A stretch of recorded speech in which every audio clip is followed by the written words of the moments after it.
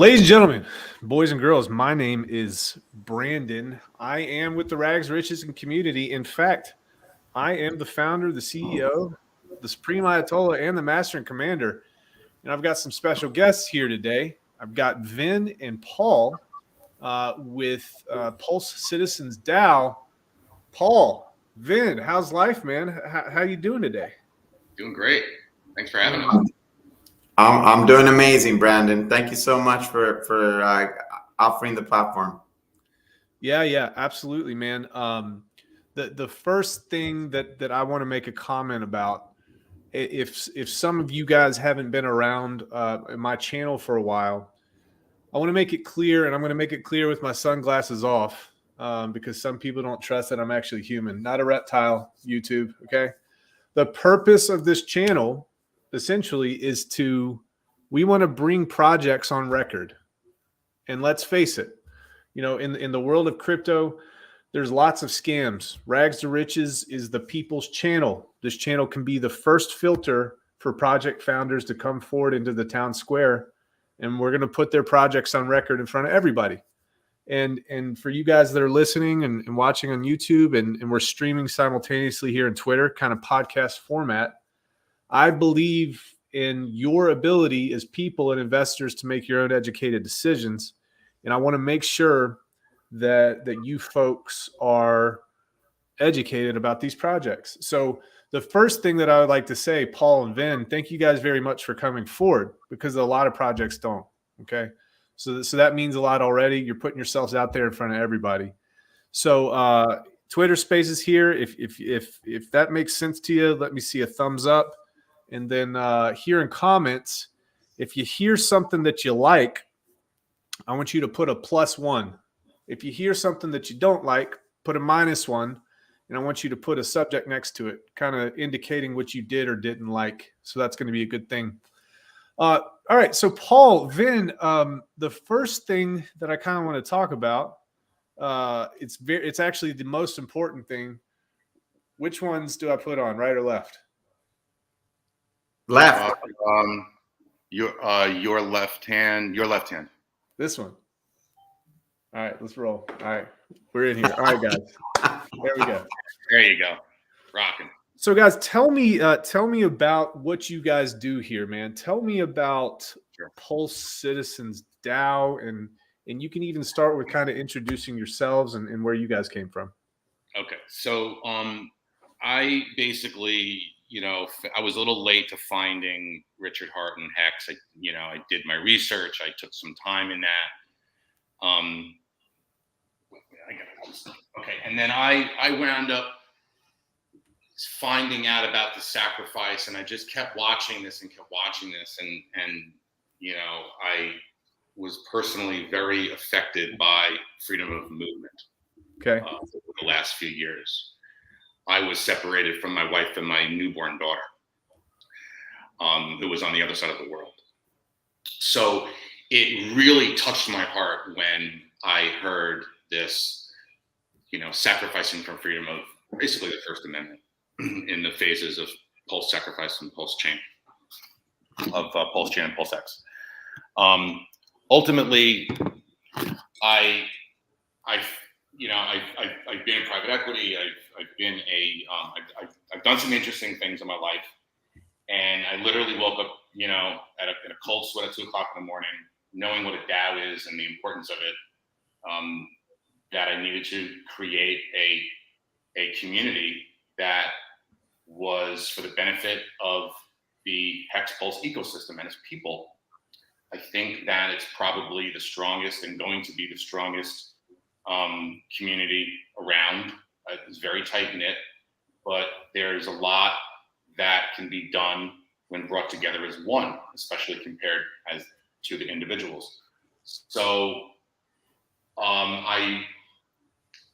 in wanting to create a DAO around it. Vin, let me cut you off. Vin, you did something earlier that made your voice a lot more crisp on the mic. Were you closer to it?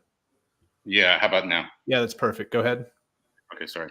I was originally part of City DAO, and I had that experience, and I saw their ups and downs on their governance and what they were doing and stuff. And for anyone that doesn't know, the city DAO was to create it was a Wyoming LLC that was going to buy land and attaching the citizens to that.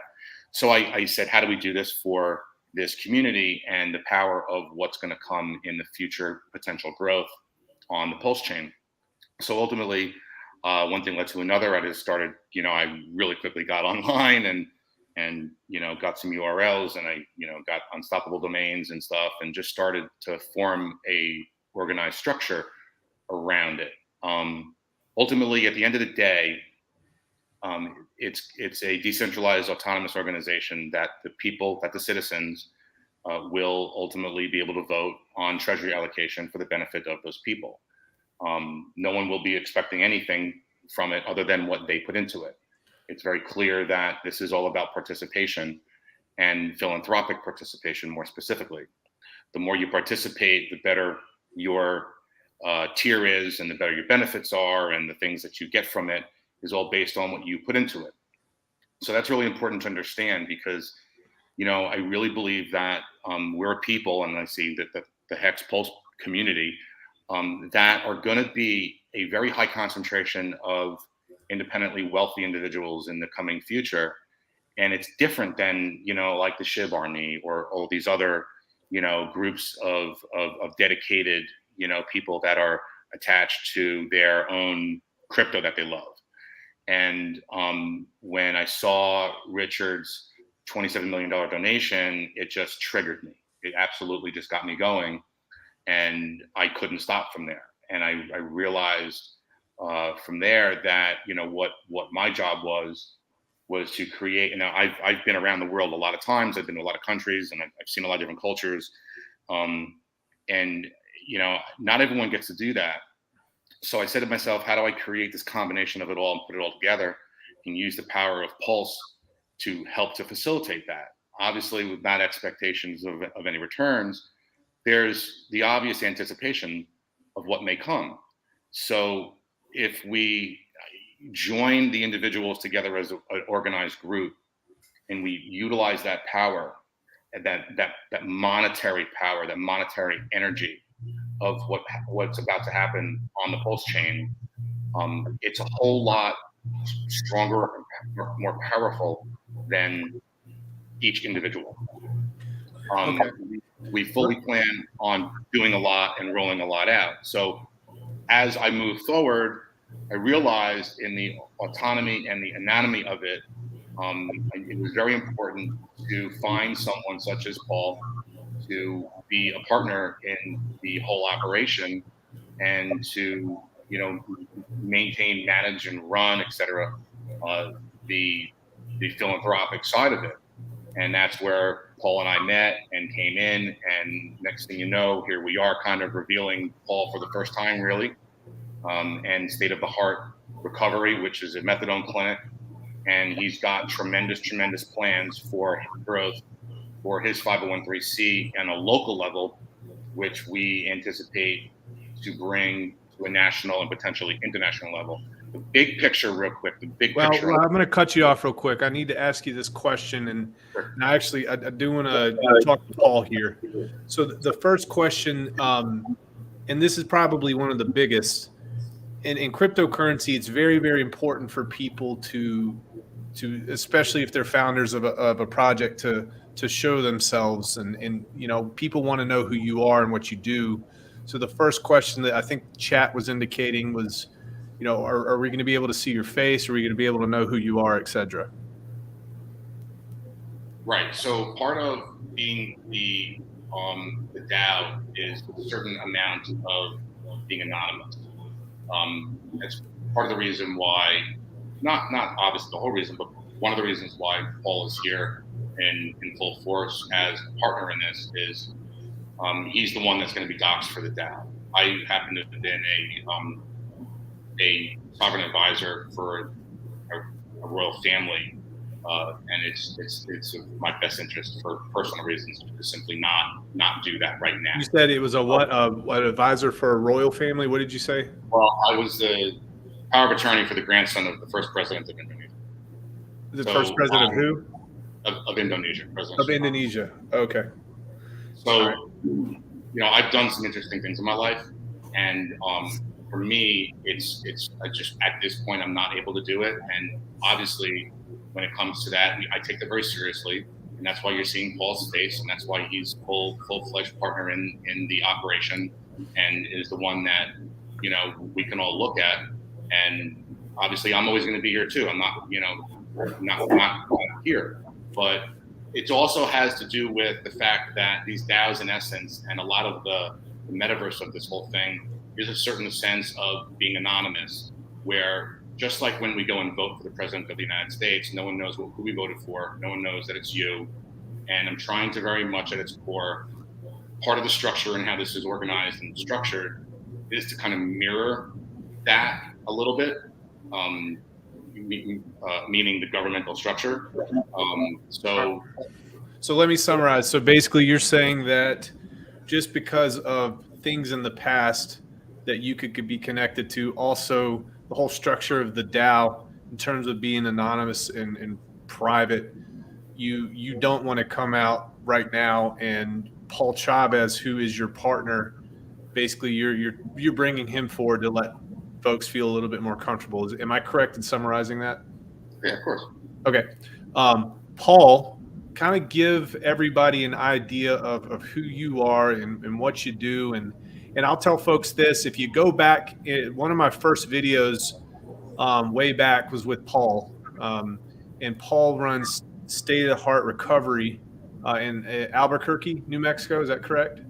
Yes, sir. And we had a really, really good conversation before any of this came forward. So if you kind of want to know more about Paul, take a look back then. But Paul, yeah, go ahead and give me a synopsis of who you are and what you do. Thank you, Brandon. Thanks again for having us here. So, I want to real quick before I talk about a little bit about myself. I want to acknowledge the importance of the question that you raised to Vin, and I have the same question, and I think that it's a very fair question, and I think it's critical. And I was just taken aback when I met Vin and with the way that my mission, my life mission, coincided with his vision, but that wasn't enough. I had to really figure out if it made sense, if it, because of the obvious reasons, right? So, we live in a time where we're trying to find immutability, not be able to stop something, and trying to find trustlessness. But I've always said, and I said it in the conversation with you last time, you have to trust somebody. I mean, that's the world we live in. You got to trust somebody. Richard Hart said it himself, right? Like, who's doing the code? Who's the validator? Where's the node? Blah, blah, blah. I don't even know the technical, level that's required. But at the end of the day, you want to trust somebody when you are joining something. So I felt a high duty to do my diligence in best that I could for getting myself involved. And I'm in that process now, right? So we as a community are in this process now. And that's the beautiful thing about what we are presenting here, is that this is a true community project that we together, we're not coming and saying, hey, we've got a finished product, because we want the product to be finished with the community. So we want the input of all of the Hexagon community, right? So we are opening up the Telegram channel tonight. And from there through the end of the month, we will be bringing in all of the dialogue, kicking the tires, talking about the details, going into any question anybody has about anything, because transparency is critical. So with this scenario, people have to feel like, whether they do or don't trust me, or do or don't trust Vin, and how much background they're going to get or not get, at the end of the day, is it something that they trust? And so I think it brings a lot of credibility to the product, in that they are part of the dialogue. And So at the end of that period, by the end of the month, we will take all of the information and everything that came of that conversation from anybody that wants to join and the back and forth, and we will come to an agreement and publish something to give back to the community. And it is the expectation that the community will say,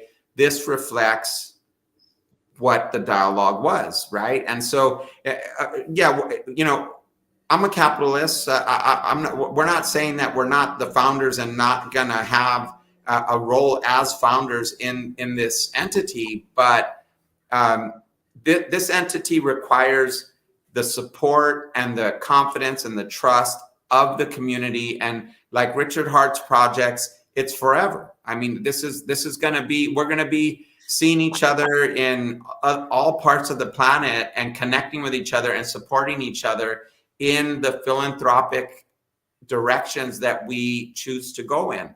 And, you know, I know that you and Crypto Heartbeat have had a lot of conversations around philanthropy. And, you know, I can't wait to hear details about all the possibilities and support the community. This is where the community votes to support the projects, right? And we'll get into more of the details of that. But I just want to say it is a critical question. It is, I don't think it's going to be a concern. It hasn't been a concern for me from the once we met and all the conversations I've had. I feel super confident, and I feel that the community will feel the same way by the end of the month here, having dialogue with us and really gotten into the weeds with the whole thing. So do you want to say anything before I say a little bit more about my background? Yeah, so I just want to summarize. I always like to summarize. So basically what I'm hearing is the entire point of this conversation is to bring this to the forefront of the community to see, you know, what types of things need to be addressed, or even to see if you have the support of the community even to move forward at all. Am I correct in saying that?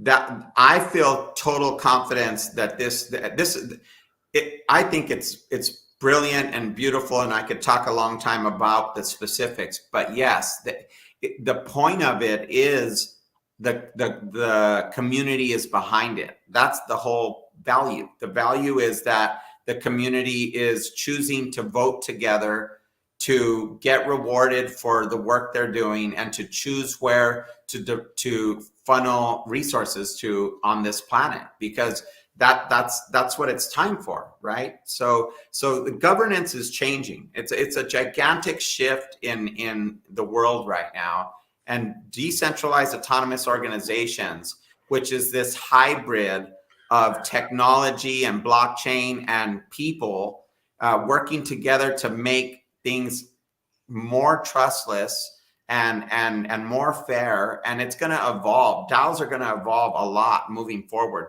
They're new. They're a new system, but it will really empower a massive amount of people to do a massive amount of work. And everybody knows scale is everything, right? You try to do one thing by yourself compared to 12 people or 1,200 people. There's no comparison. You're going to get an exponentially larger impact with more people. Let me ask you this, Paul, and I wanted to ask this a second ago, and this is going to derail you a little bit, and this actually goes to both of you guys, and then we'll jump back on that topic. So my apologies for that. It's very important for the Hex community to know, you know, the whole trust thing. We're talking, that's the topic right now, right? My question is, if you're going to use the Hex and the Pulse community to further your projects, I guess the first question that's typically asked is, when did you actually become a Hexkin? Paul, I'll start with you first. Sure. I was watching Richard Hart before he ever had an idea of doing a coin. He used to talk about how terrible the scammers were, and he talked about why all the ways that people try to address that problem were not working. And he would say the only way you're going to really help people to save them from themselves is to have something better and divert their funds to that. And he had the physics token idea that he was wanting to move forward with, and that was too difficult. And then, you know, it was the 3 more months or whatever it was. What happened was I founded State of the Heart Recovery in 2007. Well, I started working on it in 17 and opened the doors in 19. So my whole journey with my kind of this phase of my life and my what I see as the future, my life's work going forward, State of the Heart Recovery, homelessness, substance use, and mental health, that actually lined up exactly when Richard Hart came into my life, and in that process he launched Hex. And so I didn't have a lot of money to put towards it, but I was early, super early. And I mean, we were waiting and waiting. So, okay. Okay, go ahead. That pretty much answers it. Yeah. Vin, what about you? When did you get involved in Hex? My answer is a little bit shorter. Last summer, and I am 99% in everything I have a PulseX day one sacrifice. Okay. And I'm going to ask this question to both of you guys. It's pretty much just a yes or no. If the community requested it, would you guys be willing to send 1 hex to me to verify that you guys were in when you said you're in? I have to send a hex to you. My stuff's staked. Oh, or your address, just to me, nobody else. Oh, absolutely. Okay, Vin. I'll show you my PulseX, what number I am. Well, yeah, just to verify the hex that you got in last summer, right? Yeah, I was in and out. I mean, I don't know how you're going to look at it, but I got a little bit of hex right now. Okay. You'll love my entry date. I literally think that because I did it in December before, like it was my brother and I for the Christmas. It was like the last 5 days of December. Okay. And if you go look back, I'm pretty sure I might have had one of the best days that you could buy. I think I haven't asked my brother, but it was a hell of a day. Cool, no problem. All right, so I think one of the biggest misconceptions here is, well, not even a misconception, just people don't understand what a DAO actually is. So I'll let one of you guys kind of answer what is a DAO and how's it going to be applied to what we have going on here. Sure. So a DAO is a decentralized organization. It's meant to procure the votes of the individuals that participate in it, that can capture, I'll say, ownership in it. In our case, citizenship. It really is meant to be the purest form of organized voting. We all wish that our government was in the form of a DAO, in essence. Unfortunately, that can't happen. But I think what's going to happen moving forward is a tremendous amount of business will be built on DAO platforms because of its transparency and its inclusion. And that's the key, transparency and inclusion. So everyone actually gets represented when they vote up or down or allocation percentages or whatever. How many people can vote in your DAO? However many citizens there are. Okay. All right. 555. And then how does somebody become a citizen? You would own an NFT, the NFT. Okay. Which is represented in my avatar there. Yeah. So I think so when I'm looking at your light paper, I guess, let me just kind of read this just for the chat to get details in here. There's a council of 9 that provides and initiates to vote on based on DAO citizen public opinion polls. So talk to me about that. So my original thought was, I believe in our Constitution. I believe in the underlying foundation and fundamentals of what our government was created on. I also believe, unfortunately, there has been a tremendous amount of intervention for the negative.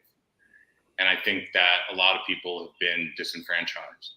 Okay. So what I wanted to do was try to create a situation that was loosely representative of our government structure and how things get voted on. So I'm going to answer your question, but I'm going to start from bottom up. All right.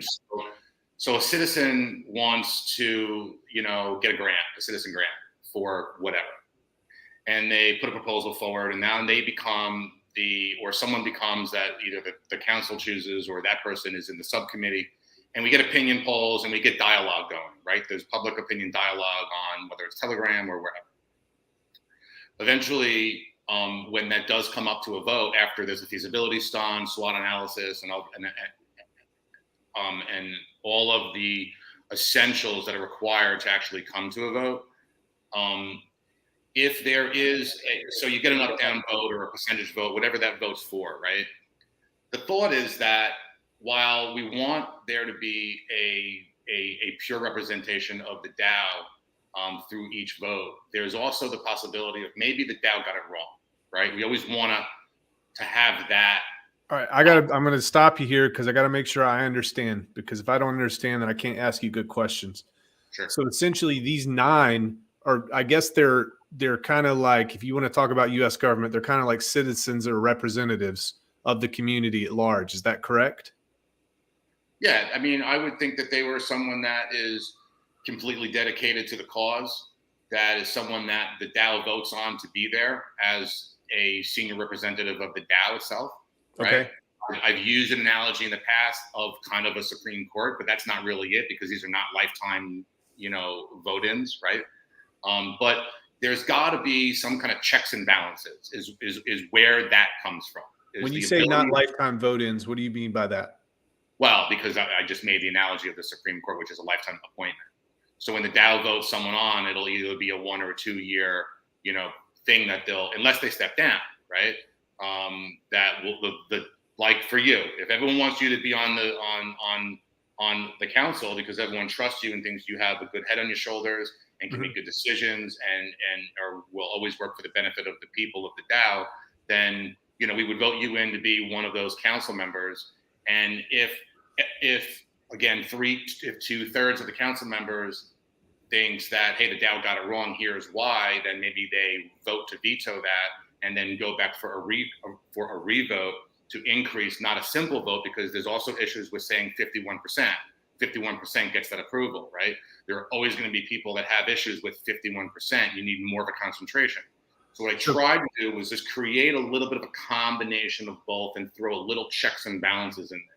At the end of the day, if the DAO doesn't want it and doesn't want that veto option, then let's vote on it and we're good. So you mentioned that you haven't determined yet a 1 or 2 year term for the 9 folks who are on the DAO, the High Council. That's my words. That's not their words, chat. But is that kind of how that looks like? Yeah, Paul and I have been going back and forth as to which is benefit. We were looking to, get feedback from everyone. Okay. That's the key. That's the key point there, Brandon, right? Like that is what's so critical, is that, first of all, DAOs, 100 different DAOs, 100 different descriptions, right? Okay. Like it's like NFTs are going to be, or it's an idea of governance, correct? Correct. But be clear that the citizens will decide, though, that will be one of the first orders of business, is to elect those people. So our hope, our vision is that we would recruit, 5 to 15 of the most known Hexagon personalities out there that have the most trust, that would make sense to be on there, and they will be voted in there for, I would think 2 years. But the point is, in these next 10 days before the end of the month, we're going to have a lot of input about should it be 1 or 2 or something different, right? And that's what we're going to try to tally these things and describe these things back to the community and give evidence for why we determined what we determined. Okay. And that's the point of the inclusion. Good. Just real quick, Twitter Spaces, I'm going to open it up to you guys for 1 or 2 questions here in about the next minute or two. So if you need to request speakership, go ahead and do this now. All right. And all right. So thank you for that, Paul. That makes complete sense. Brandon, I just want to add something to that. Yeah, You yeah. know, who's to say that this has to only be comprised of individuals in the Hex Pulse community now? There's a very large community out there that doesn't even know about Hex and Pulse, and maybe not as much since the last like Daytona, right? But part of this whole thing is also for community support, onboarding support, continue to grow the community and bring people into the fold of ultimately what we're trying to do. And for us to full on exclude people that are not currently in Hex and Pulse might be a mistake. Well, right? let me say one thing about that, Ben. They would have to be in agreement that $0 of the treasury would be invested in a non-Richard Hart project. So let's be clear of where that money from the initial sale goes. That money Right. that is made to multiply and provide yield to fund the future has to only go to Richard Hart projects. All right, So let's I'm going to pause both of you guys here because we haven't kind of gone over even the broad scale of how you guys are going to work with this DAO to help the world out or do whatever you're going to do. So as simply as possible, kind of give me an overview of how this works and how this dovetails with your mission. How does the DAO help you get to where you need to go? How does this project do that for you? So of the Genesis sale, 93% of the money will go into an approved Pulse Richard Hart product that is created. That liquidity pool or that PLX stake, right, with the incentive tokens attached. It will be voted very directly on that only. That is one of those things that is not an option, like Paul just referenced. The option is, hey, how much of that 93 is going into the liquidity pool? Maybe something that someone else had like a Hex worker came up with this incentive token idea. Like we have to see still if the PLX, if the Pulse X stake, the single stake, when that finalizes. So it's 100% only back into the ecosystem that Richard Hart is creating, 1,000%. That's not negotiable.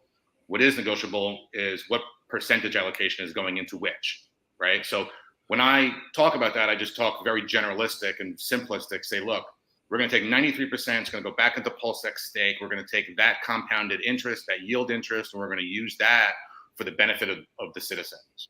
And then from there, we go global and we build out and we have our plan, which you can see in the light paper as to how that's allocated. Sure. Yeah. So I see the 93% stays in PulseX for yield, but obviously you're saying since that's not set in stone yet, that could change, but it will be yield in Richard Hart's ecosystem. Am I correct in saying that? I think Paul and I have agreed that we do not want to vote on the 93% number on the allocation number of that. I think that that's critical for the future of the ecosystem as a whole, not just Pulse Citizen, but it'll add tremendous support to the Pulse chain and the PulseX DEX itself. So the answer is yes, 93%, and then that's divvied out inside his ecosystem somehow to different projects for yield, correct? Correct. Okay. And a key point there, Brandon, that I think is worth noting, that 93% won't be touched until there is a 10x Correct. on the money. So that is in hibernation until 10x occurs. Once that $40 million, approximately $38 million multiplies times 10x, then the yield, the initial amount is going to be approximately $40 million at the first sale. That amount will come out and get voted on the same ratio that will move forward from then forward. So after the 10x, every quarter, let's say, a percentage of the yield, let's say that it's yielding 10% per year. Well, a quarter of that would be taken out every quarter to go towards the more or less 50% to philanthropy, 49% to the assets that will be the rewards for the citizenry, and 1% to the royalty for the founders. Okay, So yield that breakout, generation. Yeah, I see. Okay. That's the breakout after that, strictly from the yield. Okay. All right. All right. So I'm going to open this up for questions here in Twitter Spaces. I'm going to give you guys 30 seconds to answer a question, and then we'll go from there. So I'm going to go ahead and unmute. If you have a question in Twitter Spaces, go ahead and let me know.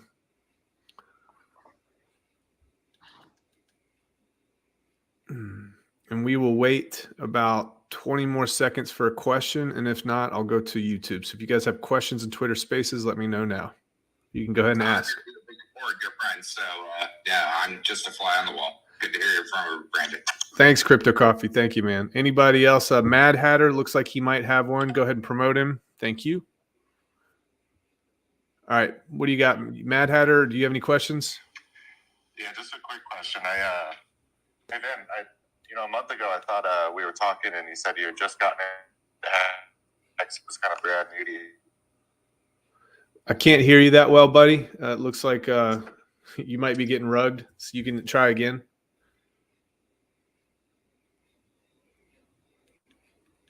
Cannot hear you, buddy. Okay. Can you hear me now? I hear you well now, yes.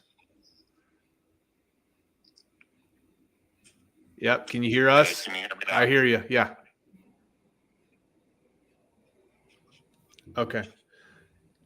We're going to go ahead and move forward because I can't hear you there. I'm going to take anybody else in Twitter Spaces before we move forward. Okay. All right. Let's take a look at some of the stuff here in chat. And I know we've had quite a few questions here in chat, so we'll kind of take it up to the top here and kind of go from there. Just scrolling through. Let's see. And I'm going to mute everybody there. Okay. All right. Checking it out. Just going through. Okay. Trying to find a really, really good question here for you guys. Interesting comment. This is like the new version of the Shark Tank or Dragon's Den Investors Show. Very interesting. All right. Okay. So we had one of the questions. One of the questions was, I guess they were referring to the white papers, and they were talking about potential properties that you guys might be talking about. Hey Rex, your mic is off. Sorry guys, sorry. One of the questions that we were talking about here, what about the potential properties that you talk about purchasing for the DAO? What does that look like, guys? So the thought is flag staking. If anyone doesn't know what flag staking is, it's basically from a personal citizenship in your actual country, right? Getting passports in different places around the world for a variety of reasons, from banking to personal citizenship and residency, et cetera, et cetera. I thought of implementing that concept into this. We can, A, buy land in certain places, and B, well, really, that's B. A is, the thought was to purchase a hotel chain, which will give us an immediate launch pad in certain regional areas around the world. And I'm not talking about managing this hotel chain. I'm talking about the DAO purchasing as a private equity scenario that is still being managed by the existing company, and nothing changes other than the benefits that are received by the citizens when they prove their citizenship to that, when we do that. That would be a global initiative that would happen probably 1, 2, 3 years down the road. All depends on the performance of PulseX, and because we need the money to do that, obviously. And all of the citizens would benefit, obviously, from all of those properties around the world. Those properties around the world being a launch pad for local philanthropic initiatives that we will expand into, donate to, et cetera. And we use the example of State of the Heart, where there's a really strong possibility, being that State of the Heart is a methadone clinic, that we expand into, say, ibogaine clinics, which is not allowed inside the United States. And again, I'm just using this as an example, right? Mm-hmm. That will all be voted on. are, maybe they're citizens around the world or people that have philanthropic, loves for their thing, and they want to bring that charity to this other place that they love to travel to, whether it's Thailand or Belize or wherever. And so there's that opportunity to gain tremendous cultural experiences that I think everyone deserves and most people don't have or haven't had the opportunity to have, and springboard that into a philanthropic stage point in each spot where we have a hotel chain. Again, okay. All right, let me back you up. I think I understand, but I want to make sure. Sure. So you're saying that purchasing these properties, it's going to help the cash flow for the project at large, and also these properties around the world will be used to reward folks that are a part of this DAO. Is that correct, more or less? Correct. Okay. That's pretty voted on, Brandon. So the management team is chosen by the Council of Nine to support the founders in looking for the properties, right? Okay. So that they're intricately involved in that, and as are the citizens. So it's all folded into the governance model to validate. Anybody could say, hey, what about this property here? Can you take a look at it? And it can be looked at, and the council will review it, and the team will review it.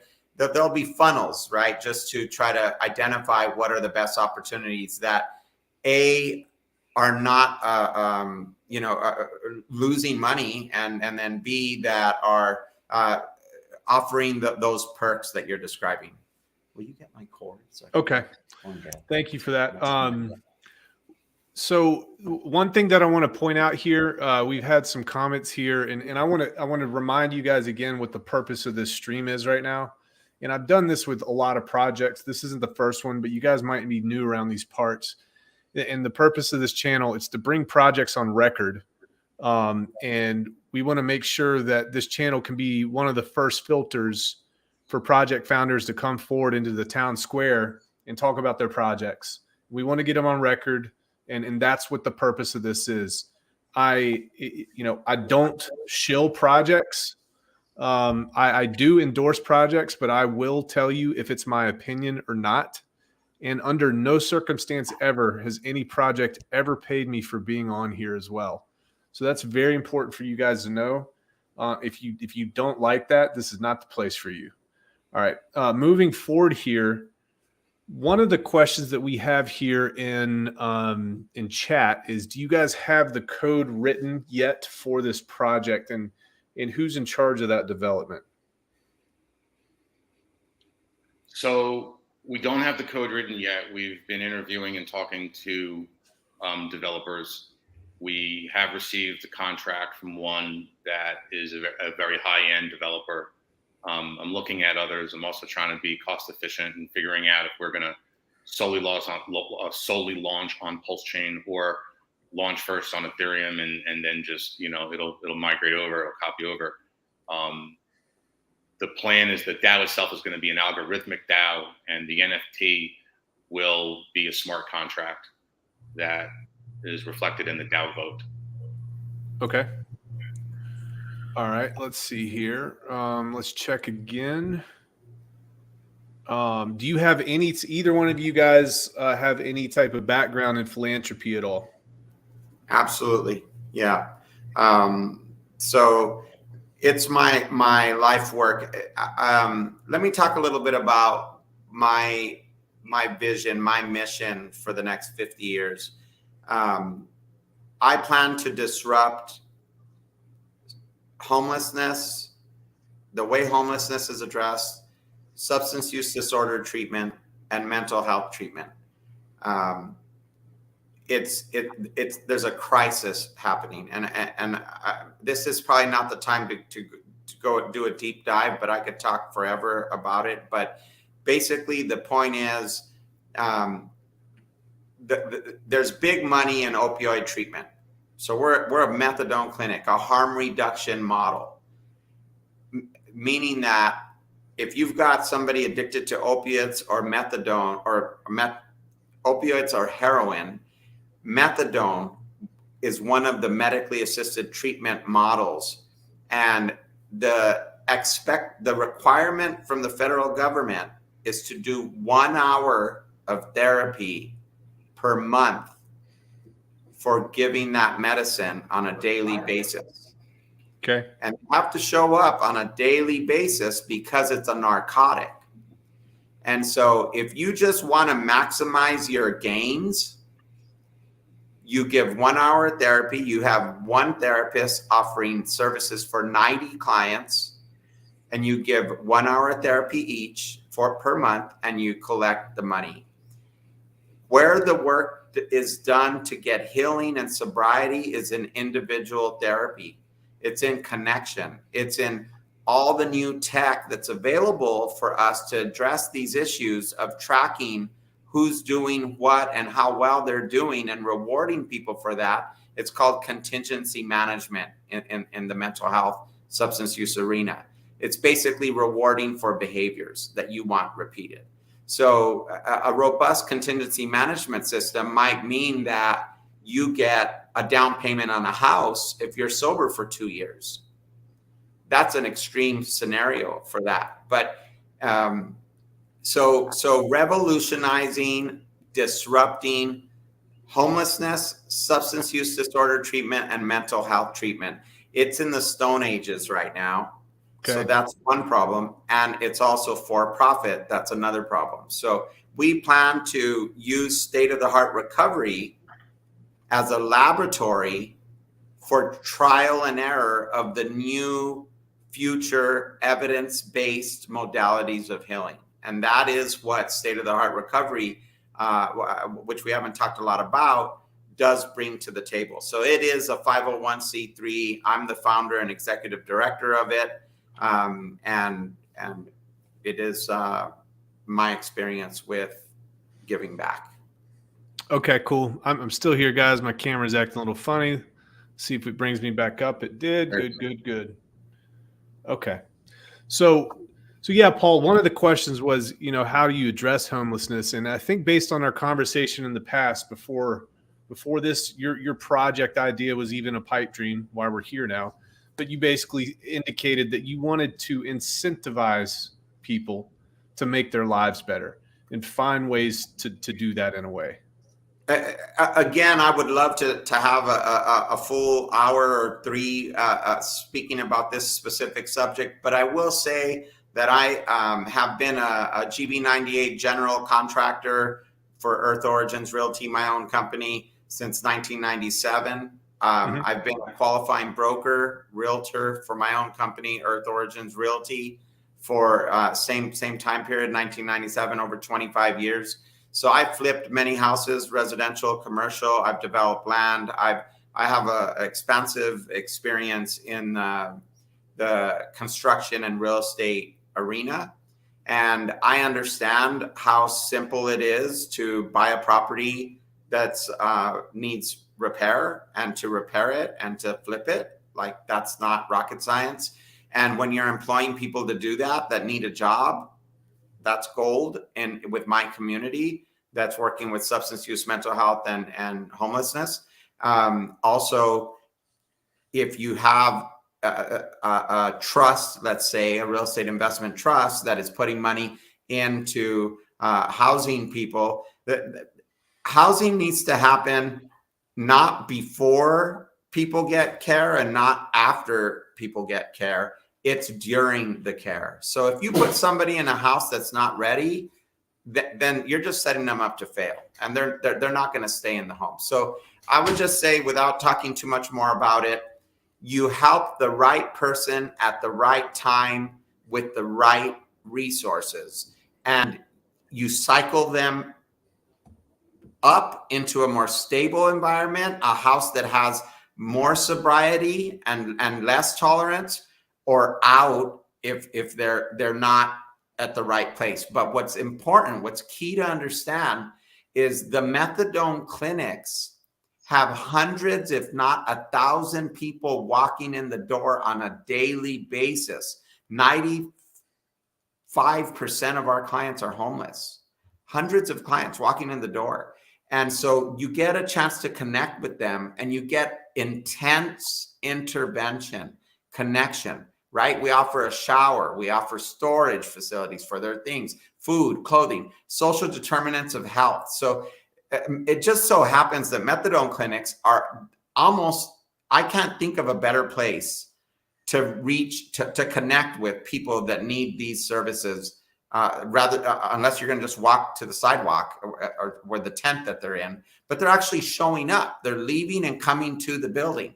So there's a lot to it, but technology will be able to track people's progress from day to day. And that is where I plan to spend the rest of my life, is focused on the technology that assists with tracking data, biofeedback, heart rate variability, biofeedback, EEG feedback. I'm talking with different doctors right now. You know, people might not realize that we're moving from DeFi to DeSci right now, decentralized science. That is what we'll be talking about this year. You heard it here first. So it's disrupting the pharmaceutical industry. It's disrupting how labs are working for research. It's disrupting the whole science. And I'm talking to doctors right now in that space about all the possibilities. Like I said, I don't want to go off on a tangent here, but the beauty is state-of-the-art recovery is our laboratory, and it is the Genesis Philanthropy Project. It is the project that gets an automatic yes vote when you decide to be part of the Pulse Citizen DAO. So we wanted to make sure we let everybody know that today, that you're giving a yes vote to that. And what State-of-the-Heart Recovery will be getting is $1 million loan for 24 months. And they will pay that back in 24 months. And what that is doing is taking care of $800,000 of debt that has been put to get it here. It's only 18 months old. It opened the doors 18 months ago. So it has 800,000 in debt to approximately to have gotten here. And then $200,000 will be in reserves for State-of-the-Heart Recovery to kind of give it that, take it to the next evolution of its capacity, because it's been kind of being ran on a shoestring, you know, up to this point, because I started it with 0 clients, and it requires a lot, you know, to get that going. Sure. So let me ask you guys, well, I want to summarize what I think that your project is, just from a very broad perspective. And then I've got some questions to ask you too. So from a broad perspective, there's a DAO. There's going to be, it's based on NFTs essentially, be able to trade this. Is there a token involved here? No. No token, NFTs only. Okay. One per person. You can't have multiple NFTs. You can buy, so you can buy multiple, but you can only register one, because we're going to implement proof of existence. So that is what gets you. There's a tiered approach to those NFTs as well. What are the prices for those? So go ahead. There's 2 prices. There's $1,000 price and a $5,555 price. So there's 3 tiers. So the silver tier would be the $1,000 level, and the gold tier would be the $5,555 level. Now, there's some gamification built in that we'll talk about later with regards to the initial sale. But basically, either the silver or the gold can get to the diamond level by bringing value to humanity through the DAO. So that's going to, there's a lot of specifics about that. Ben could speak more to that, but in the Telegram, you know, you could read the light paper, and in the Telegram, we'll discuss all of that. And it's just a really cool way. It will evolve, but it's back to that governance model and the NFT being able to track on chain, proof of attendance to things, raising money for certain things. Whatever you might be doing, you're getting rewarded. It's getting tracked, and it's going to elevate your level to diamond. So you would get better perks as a diamond than you would a silver. Let's say, after the 10X, it would be reasonable to assume maybe that's 1 to 2 weeks of free vacation time a year for one of your perks. Okay. So you've got these 3 levels. You've got this DAO. People basically buy in. They get the NFT is essentially a membership card, and each membership card is tiered. And based on your membership, you get different perks. Do you have to have a certain type of membership in order to be considered to vote in this DAO? No. What about one of the 9? Everyone is the same. Yes. Just like if you're a citizen in the United States, you've got different amounts of money. There's different jobs. There's difference in people everywhere you look. If you're a citizen, you're a citizen. But I believe, Vin, am I not correct that it's the 5555 level required for the 9 council, or not? As long as they're voted. Right, as long as they're voted in. So right? no then. I mean, we were kind of going back and forth as to what those requirements would be. And Another great question for the community. Right, that we wanted to see what everyone's opinion on that was. Obviously, someone might want to just, part of the gaming of it is if we launch it on ETH now, then you're gonna get a pre-sale opportunity prior to Pulse, and you're helping us as one of the angel buyers, one of the original, and citizens, getting the whole thing going. And then once it goes on to Pulse, that's opportunity is done. So you can't raise a level just by being in on the pre-sale once Pulse is ready to go, and we can, do this on Pulse. But I don't want it to potentially, like I said before, exclude the rest of the world, because part of this is bringing that outside Hex Pulse world into the Hex Pulse world. So I don't think they got the right combination, and part of that is going to be getting feedback. And that people that have heard me say for the last month, this is, we want feedback from the community for everything.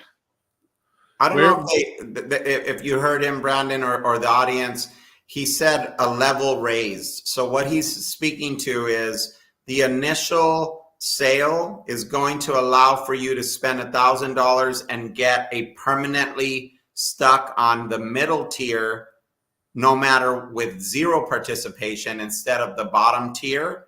So in the future, when those $1,000 ones are sold, they will start on the bottom tier. But if you buy them at the beginning, they're going to be stuck on the gold level. And if you buy the 5555, it will be stuck on the diamond level, on the highest level, instead of the medium level. So there's going to be a pretty big incentive to make that purchase early, because those early ones are going to offer that step up as the lowest level it will ever be.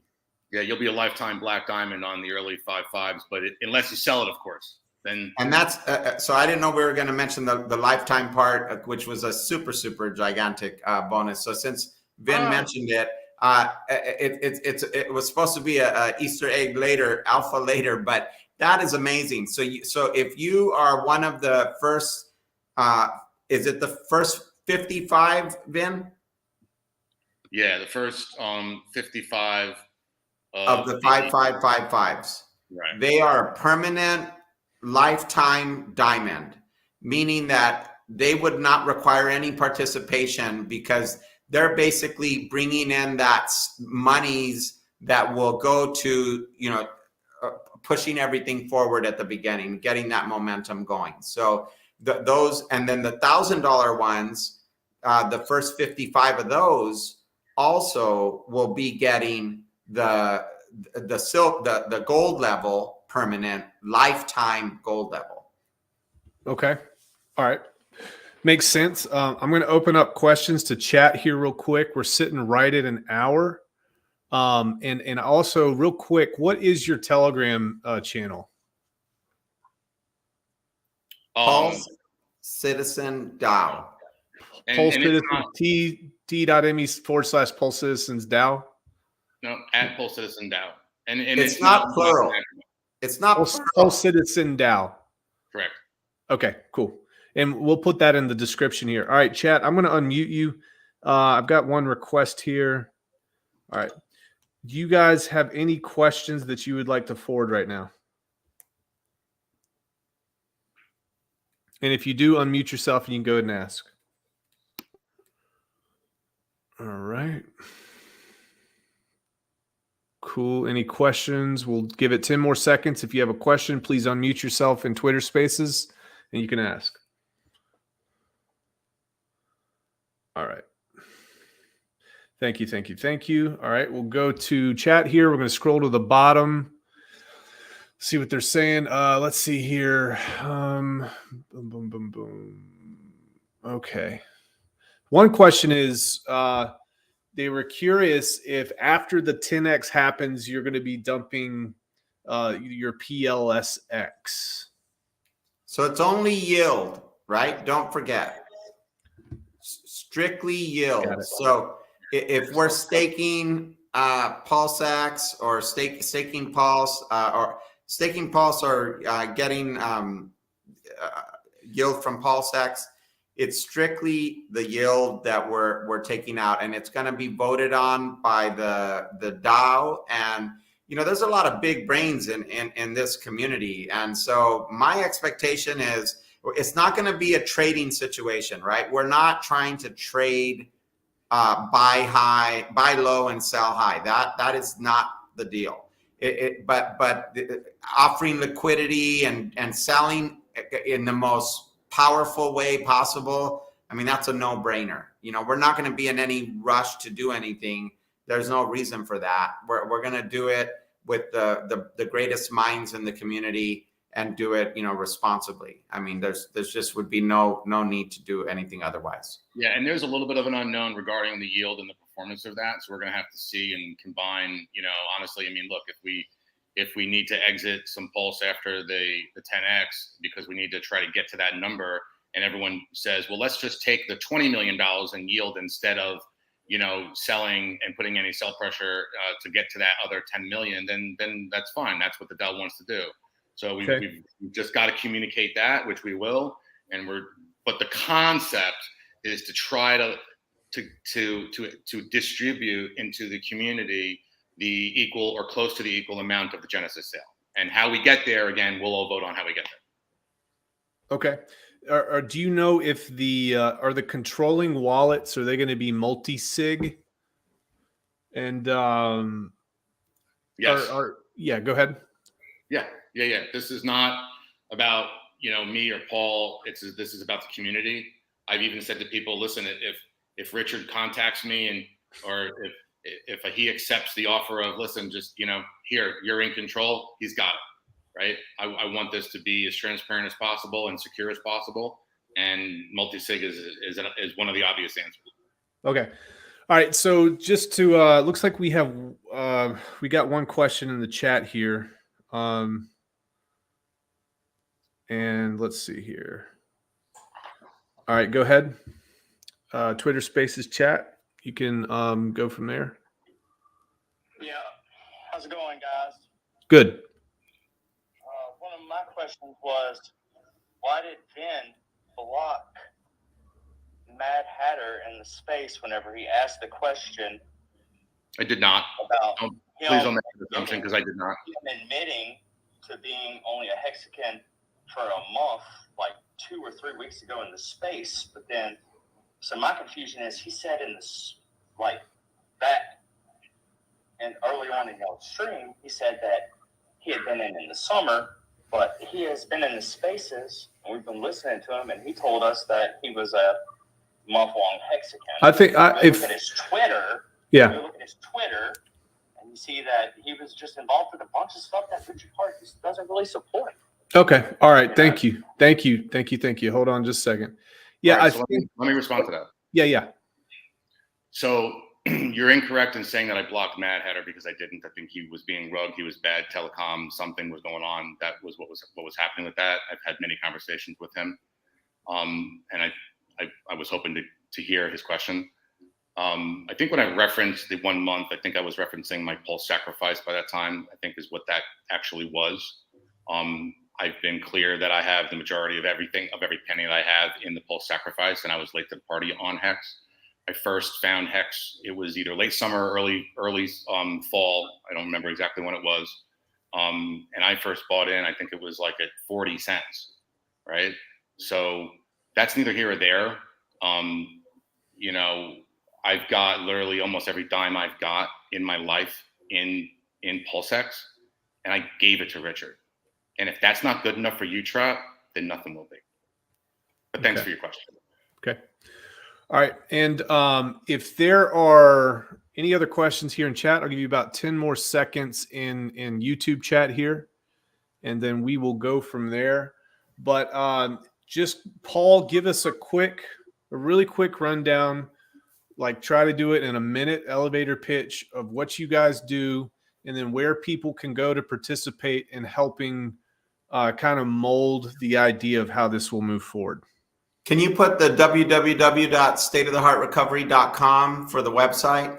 I think that'd be helpful if anybody wants to go see the website and get an idea of so State of the Heart Recovery, the mission is to revolutionize substance use, mental health, and homelessness through integrating state-of-the-art technology with healing and sobriety.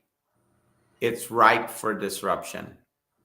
It's ripe for disruption because it's all for profit. It's ripe for disruption because nobody wants to bring technology in on their dime. They don't want to try anything new. They don't want to put a Fitbit on anybody. They don't want to do transcranial brain stimulation, ultrasound brain stimulation, virtual reality, biofeedback, sensory deprivation tank. We have that at the building. Yoga, shower, food, clothing. There's no need to do any of that because they can leave that up to, you know, the foundation down the street, because they're doing the methadone. They're doing the business. They're making business, a multi-billion-dollar industry, opioid treatment. So we are subsidizing the parts of healing and sobriety that do not make money.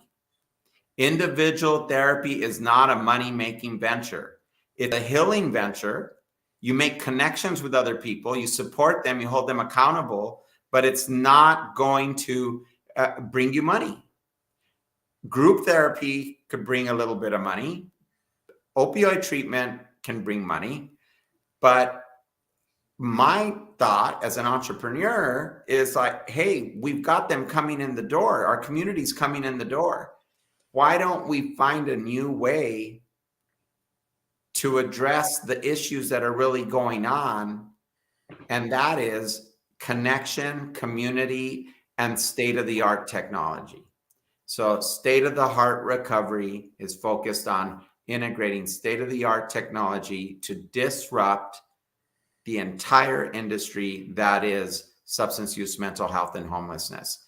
And what we believe is that if State of the Heart Recovery can be pointed to and can have the narrative, can have the meme that shows what happens when you put all the money back that you're making into the community, into the owners, when you gamify it, when you gamify the treatment team, when you gamify the reward system for the people that are working on their goals and objectives, and you can show that story, which of you in the audience doesn't have a community that wouldn't raise your hand and say, I want the nonprofit model in my neighborhood? Why don't you pay the DAO to give a 3-month consulting process for you to figure out how to put 50% of your profit back into your company so that it goes back into the community? Maybe they don't want to do it. They're capitalists. They don't have to. They shouldn't have to. They're following the rules. They're not breaking any rules. So then maybe there's a space down the street where a different methadone clinic can open, right? And I don't even like calling it a methadone clinic, because methadone clinics do not necessarily address all the other substance use. What about alcohol? What about methamphetamine? What about fentanyl? What about all the other things that people are struggling with? What about a shower? What about storage for their belongings? These social determinants of health are not being addressed. They're being addressed down the street where they're begging for donations. The church, the charities are begging because they don't have the money, and they're the ones giving that stuff out. We need to roll it all into one place and subsidize it through where the money is coming in. And that is the approach. That's going to be my life work. It is my life work.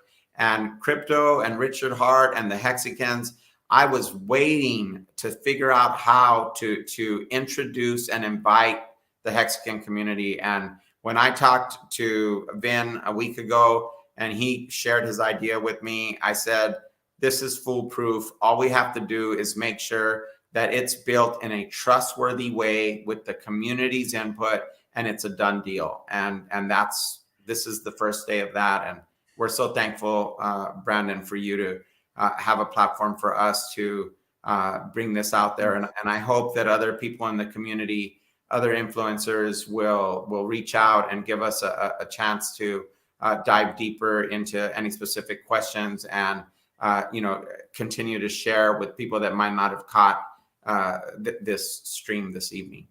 Cool. And Vin, do you have any parting questions or statements here? Well, one of the things I just wanted to add to what Paul was just saying, one of the things that enthralled me with him was how he's taking like the posture of smart contracting his patients. Today, and the research that I've done and how people are helping homelessness and drug addiction and stuff is so superficial. And it's, now it looks like we're going to be creating almost a smart contract wrapped around this person's life and giving this person incentive to be better. Not just say, like you said earlier, just, here's a home because you asked for it, or, you don't have to have roommates anymore. You can be in a single apartment. There's participation, and that participation is really important for humans. And what I felt from the very beginning is that if we all participate, we can increase value across the board in so many different ways. Not just in whether it's hotels or land or whatever. Listen, we can buy 40 acres in a great state that we can do right now that provides for freedom amongst its citizens, and we can create a community of Pulse citizens and all vote on the vision of what that 40 acres would be of pure land right now. If everyone wants to do that, then that's what we do, right? But that's really cheap compared to buying a global hotel chain. Ultimately, I think I hope that people listening, including people that don't believe, listen to what the message is. Don't be worried about when I first bought Hex. That's the wrong question to ask, and quite frankly is telling. The real question is how is their security? Okay, multi-sig. Have we discussed third-party fiduciary? Yeah, let's go. I have. I want a third-party fiduciary like a PricewaterhouseCoopers to be managing outside money for the sake of transparency, for the sake of security. If everyone doesn't want to do it, great. If everyone wants to do it, great. But these are ideas that I've thrown out there before and that we'll continue to have. Please listen to the message that we're trying to throw out there, that we're trying to give, and realize that the power of us all coming together as one citizenship, the power of that money with the power of Pulse is multiplied exponentially. And that's all that we're trying to create. And frankly, we're trying to create something that I'm not in charge of, that Paul's not in charge of, that the people are in charge of. Okay. Speaking to that, Brandon, just so it doesn't come out later, I want everybody, we do expect to be on the council, I guess. Yeah, I mean, I'd surely like to be on the council. I guess I don't know. I suppose. We anticipate as founders being on the council for the first 2 years, because this is our life's work as well. I have a lot of private philanthropic efforts that I want to do also, and we're the founders. So if we do something wrong, or if anyone on the council does something wrong, and the DAO gets together and wants to vote that person off, well, they're going to have to take it. It is what it is. All right. Well, guys, I told you in the green room that we would make this smooth. Smooth doesn't necessarily mean comfortable. So I'm happy with the way that you guys handled the questions, etc. If people want to learn more, if you want to be a part of this process to help them kind of brainstorm about how to make this better and kind of build that trust with whatever community that they're interacting with, check them out on their on Telegram. And you said that was, what was that, Paul? That's Citizen DAO, Pulse Citizen DAO. Okay. And please feel free to DM. It's not been active. I've only been active on Twitter Spaces so far. I've got that there. It's not really been active. All right, so that'll be active pretty soon, I assume. So Pulse Citizens DAO, you can message DM Paul me directly on Twitter. Please DM me at Chavez PT. And that's in the description now. So yeah. Thank you, guys. Thank you very much. For those of you who are listening to this right now, I have a Twitter Spaces open here. It's Rags After Dark, and you can kind of go there and check things out. Big shout out to my girl Sequoia Stone. She's been helping me out in the Twitter Spaces this whole time. So thank you very much for that. And otherwise, we're going to go ahead and count down. And guys, I'll see you in the green room. Okay. Thanks, guys. Thank you very much, everyone, for coming. Thanks, everybody.